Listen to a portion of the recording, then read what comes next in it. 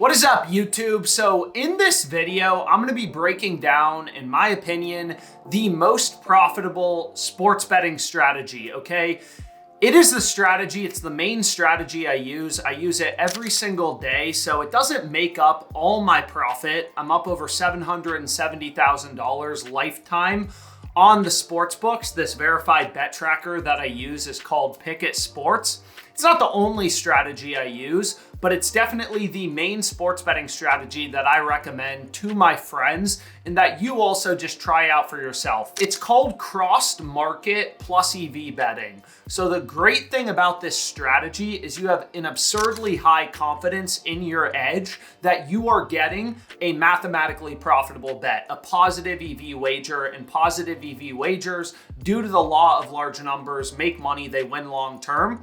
So I want to be clear, I use a ton of different sports books. Cross market EV betting, it works for sports books, Fliff, FanDuel, DraftKings, all the major books out there. And it also works for DFS apps like Prize Picks, Underdog Fantasy, Dabble, DraftKings Pick 6. You can use it for either. So what is cross market EV betting? So basically it is an arbitrage opportunity.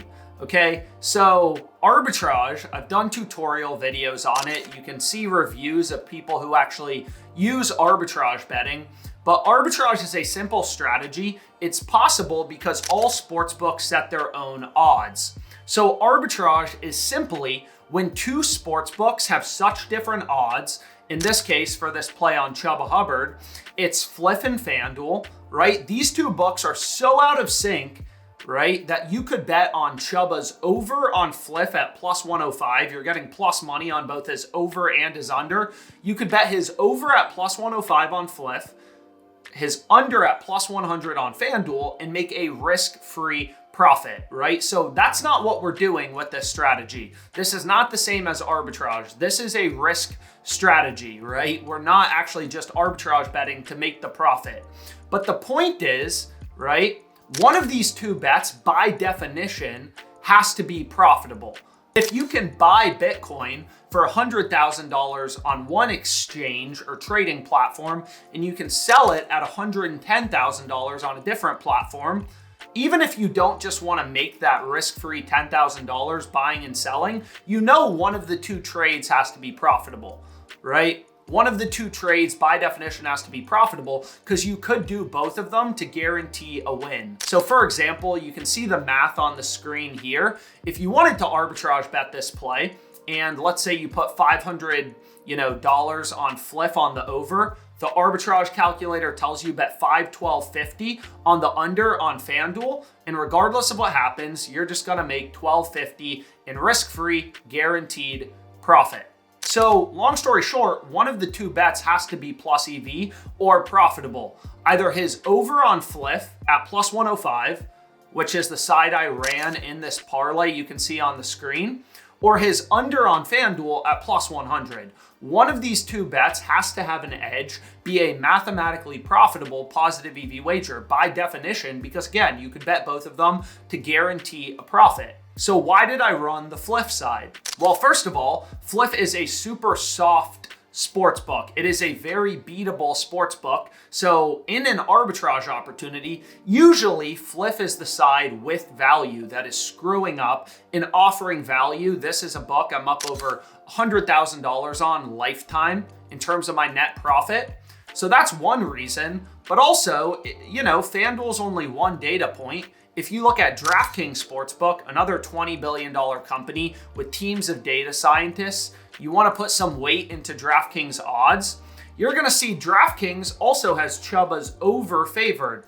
And on Fliff, you're getting plus 105 underdog odds. Same thing with Novig. Novig is a very sharp peer-to-peer betting exchange. You can see they have Hubbard's over 14.5 rushing attempts favored. Again, the reason you have a high confidence in your edge is whenever you're looking at an arbitrage opportunity, one of the two bets has to be profitable.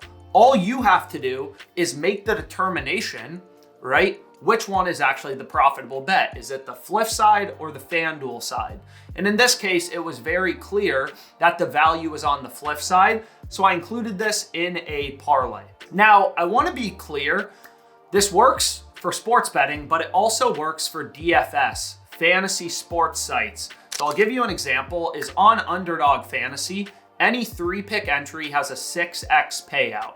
Doesn't matter if you take WNBA picks, MLB picks, NFL picks, doesn't matter. Overs, unders, any 3 picks, you're getting a 6x payout. So if you look at a parlay calculator, right, any 3-pick parlay on a sports book where every leg is minus 122 comes out to a 6x payout plus 500 odds. So Underdog is basically just giving you, for any pick on the board, like Jake Magnum, they're giving you minus 122 on the over and the under. For a 3-pick entry, it does matter how many picks. For every type of slip on these DFS apps, you have to go through and work out the math. So you can see here, Underdog was crossed, or Arbitrage. Novig had the under for Magnum hits at plus 130. So one of the 2 plays has to be profitable. Either running Magnum's under at like plus 130 on Novig, or playing his over in an Underdog 3-pick entry, because again, you're getting minus 122 odds. So even though you couldn't literally also arbitrage bet this, bet both outcomes to guarantee a risk-free profit, the same logic applies that one of these bets has to be profitable, the under at plus 130 or the over in an Underdog 3-pick entry. So it works for DFS too, cross-market EV betting. Basically what you want to do is, if you want to run an Underdog 3-pick entry, you just want to find 3 crossed plays between Underdog and a sharp sports book. So that's kind of the next question, is how do you know which side of the arbitrage opportunity is the plus EV bet? As I said earlier, the first thing you want to do is look at the other sports books. There are hundreds of sports books, hundreds of data points in the US. So usually it becomes pretty clear. It becomes very clear just kind of looking at the other sports books, which side of the ARB opportunity is actually the profitable bet. Like Chubba Hubbard's over in this play. I can look at Novig, I can look at DraftKings that kind of confirm for me, hey, Chubba's over at plus 105 on Fliff. That's the play that I want to be on. So that's why I ran it. But another thing you can consider is just sharp books versus soft books. So if you ask ChatGPT, what are the smartest sports books, right? Smart sports books mean they have high betting limits, right? They're efficient markets. They don't really limit sharp customers as much. They allow profitable bettors to play, so their lines are more accurate. You'll see Pinnacle and Circa are sharp books. Also, peer-to-peer betting exchanges like Novig and ProfitX are very sharp. So they're peer-to-peer, but I want to be very clear, right? Peer-to-peer does not mean you're betting against your neighbor, right? The people setting lines on these peer-to-peer apps like Novig, like ProfitX, you know, it's not your neighbor. In general, it's trading firms. These are no limit betting sites, peer-to-peer platforms. So again, the people setting lines on Novig in general are trading firms and hedge funds, right? Like, it's really smart people. But the one thing you want to consider when looking at these exchanges is the liquidity, right? The liquidity. So what is liquidity? It just means how much is being offered, right? So I'll give you an example, is this Ibanez play, which is a crossed market. There's thousands of dollars in liquidity on Novig. That means the person on the other side is probably pretty smart. It's a trading firm setting lines. They have some informed opinion, right? So higher liquidity is better than, let's say, the play on Chase Brown, where there's only a tiny bit of liquidity, and that actually may be Joe Schmo, your neighbor, who's trying to make a trade on Novig. So higher liquidity on Novig and ProfitX, the 2 peer-to-peer betting exchanges in the US, is a better indication of a book being sharp, right? Higher liquidity is better. So typically, if I'm looking for cross-market EV bets against Novig and ProfitX, which again, in general, are very sharp books, I'm looking for a minimum of a couple $100 in liquidity, more on mainline markets like NFL money lines. Sometimes I want to see thousands of dollars in liquidity on the other side to know Novig is the smart side. Whereas a WNBA player prop, you know, Aja Wilson, points plus rebounds, even just a few $100 in liquidity for these more niche inefficient markets is useful. So let me show you how easy this tool is to use. So you can see I'm on OddsJam on the Sharp Money tool. The first thing you want to do is just put in all the books you use, which are almost certainly soft sports books. So for example, I use Underdog, I use Dabble, I use Prize Picks, FanDuel, BetMGM, Hard Rock. Like, the more books you use, obviously the better, because all these books set their own lines. You know, they're all super exploitable, right? You can make a lot of money on basically all of these books. So the more of them you use, the better, but it depends what state you're in. So here's an example of a play, right? This one's on Hard Rock. Dolphins versus Panthers under 44.5 at -105. So you can see this is a crossed market with both Novig and ProfitX. There's over $16,000 in liquidity being offered on the over at +107. So this is an arbitrage opportunity. You want to take the under, right? $15,000 is being offered on the over at +107. So again, assuming you had unlimited betting limits on Hard Rock, you would be able to arbitrage bet this, right? So if you just go to a little arbitrage calculator, over's at +107, under's at -105. The plus number is bigger than the minus number. So if you arbitrage bet this, you would make a risk-free guaranteed profit, right? So basically, all we're doing is we're using this exchange information. I just hit the bet button. It should take me right there. Under 44.5. And you can see, look at that. These sportsbooks are scared. It already moved to -110, which is going to happen sometimes, but it's just part of the game. So that will clear out on OddsJam. Here's the second one, though. And again, with one-click bet, these plays, you know, even on sportsbooks I'm limited on. BetMGM is always a crapshoot. Sometimes they take like $50, sometimes $100. We'll see what they give me here. I don't know why they're taking so long.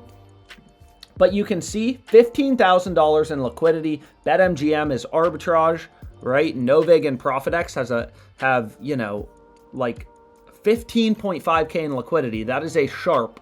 So you can see they actually took it for the full 66. So I'm stupid. I actually could have gotten it for more. So maybe I try to put another 66 on it. Now they're only going to give me 794, but whatever. So it's really this simple. Notre Dame -20.5, Patriots plus. Some of these I've already locked in, so I'm just kind of skipping them over. Touchdown scores +3,000 for Devontae Walker.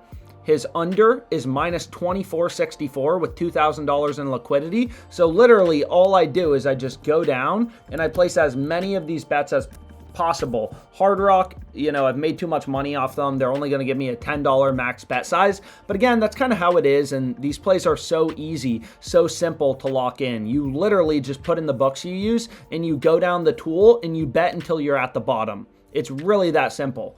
However, let's say you want to do DFS, right? You want to do Prize Picks, Underdog, Owner's Box, Bettor, you know, these fixed payout DFS sites.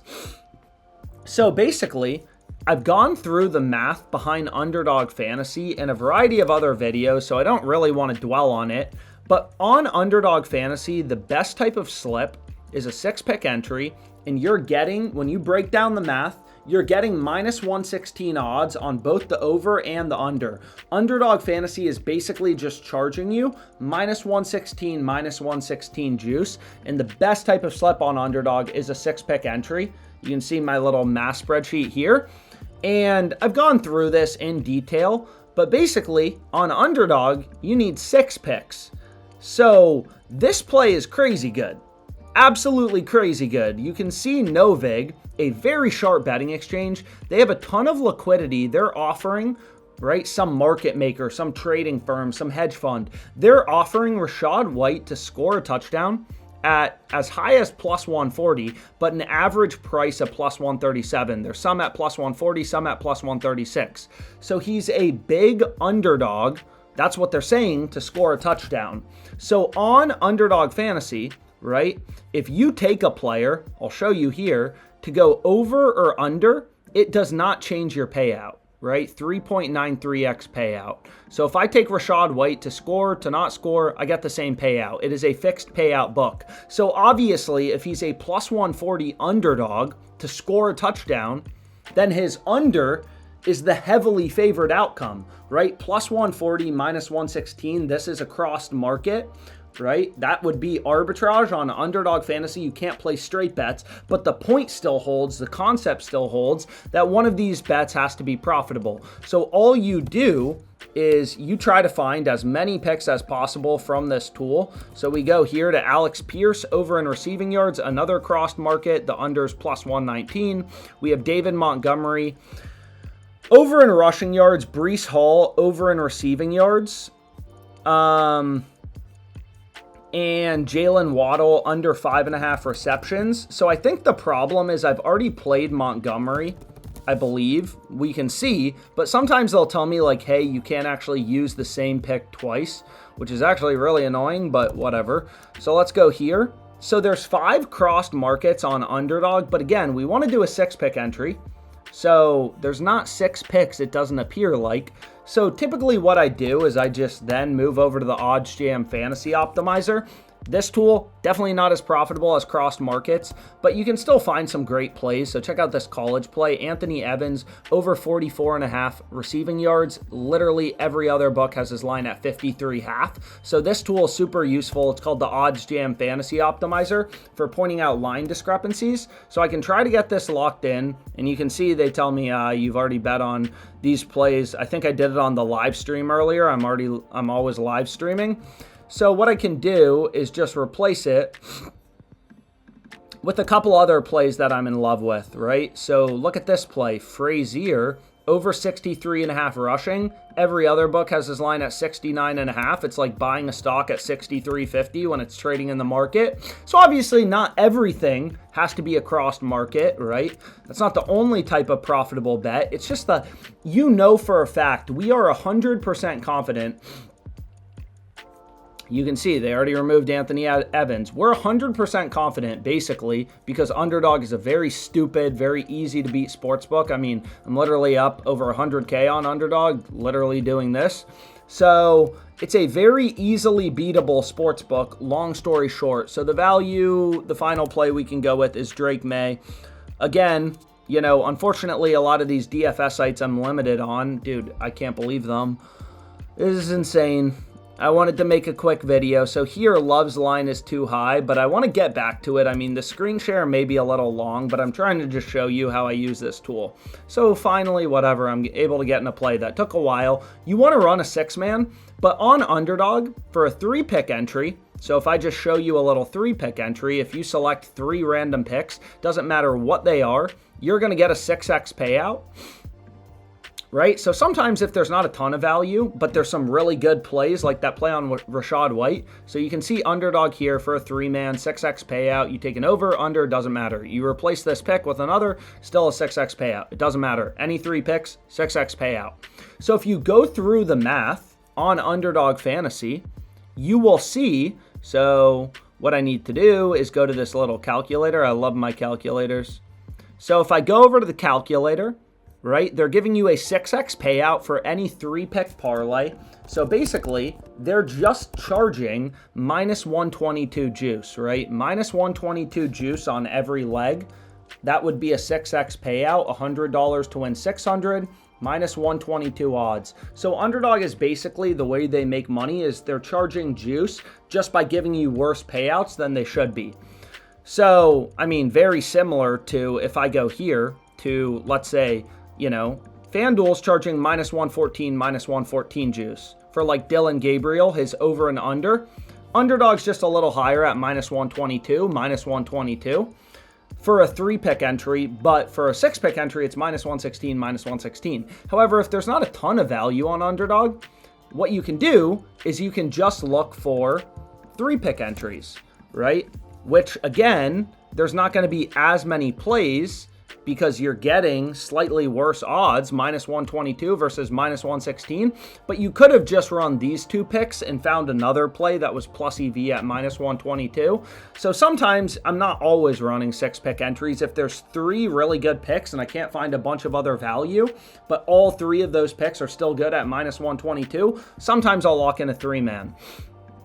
But just to try to give you some more examples, it's like, okay, we did underdog. What about prize picks for a 5 flex? Is there 5 plays? Right now there's only 1, so I'd probably skip over prize picks. Owner's box, dabble, bettor we can look at. Maybe there's some value on these. And you can see on Dabble, there's 3 amazing plays, right? So check out this play. So let's build a slip because why not? So for owner's box, you'll see that it says 6-pick entry. So there's not 6 great picks. For bettor, it's a 5-pick entry. If you look into it, the optimal slip type, again, I've done spreadsheets breaking down the optimal slip for all of these DFS apps. I'm going to get back to regular sports books here in a sec, but while we're at it, right, we might as well build a profitable Dabble slip. We're already here. So here we have that same play on Hall, right? We're getting his over at -122. His under is +122 on ProfitX, a super sharp exchange. This first play, though, I like better because, again, the first play, +125 is better than +122, right? That means the under, the sharp betting exchanges, they're telling you the under is an even, the under is an even bigger underdog, which makes the over even better. So you want to see higher liquidity and higher amount of crossed market. So here we have his over, and then we have Jameson Williams over. So 3 random NFL picks, right? So this is how you use it for DFS. On Dabble, the optimal slip type, as it says right here, are 3 or 5-pick entries. We have 3 crossed markets. This would be an insanely sharp plus EV slip. So what I'm going to do is I'm just going to go ahead and get it locked in. And this is what I mean with why I hate sportsbooks so much sometimes, is I've made too much money on Dabble. So look what they let me bet, $9.45, $10 max. Again, these slips don't take that long to lock in, but, you know, I made 34K on Dabble, so I really can't complain. Like, you will be able to get a very high ROI if you're doing this. So maybe we go back to sportsbooks. What are books I use? FanDuel, Hard Rock, right? BetMGM. I use all these other books, but again, I think I'm just trying to pick some of the more popular ones for the purpose of the stream, and some of these I've already bet. So here we have a different total in the Dolphins-Panthers game. So let's see what they let me bet. 68-18. And then they're going to tell me, nope, 22-73. Crossed market, +110, -108. Plus number is bigger than the minus number, which means, again, you could just bet both outcomes. Bet the, under on Hard Rock, the over on Novig, guarantee a profit, and there's a ton of liquidity, so you could bet basically as much as you wanted. But long story short, the value is on the stupid book side. These are all stupid books. ProfitX and Novig are extremely sharp, right?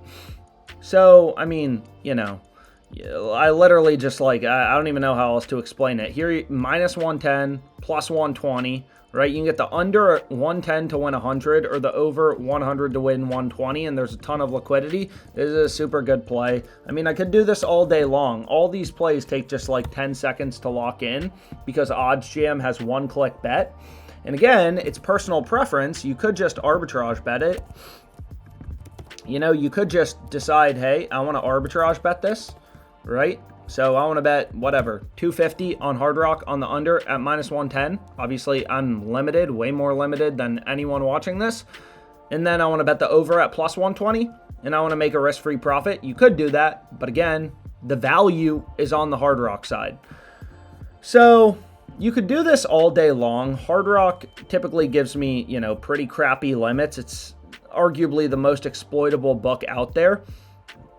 But you can see here's one on Jordan Mason, right? Crossed, FanDuel, hit the little bet button. None of this is hard to do. And just track your bets, right? You'll see you're profitable. FanDuel gives me 71.43. So this is why I place so many bets, is you really never know how much these books are going to let you bet.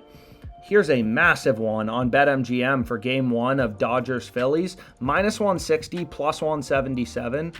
Oh my gosh, dude, these books are so beatable. I could literally do this all night long. It's like a problem.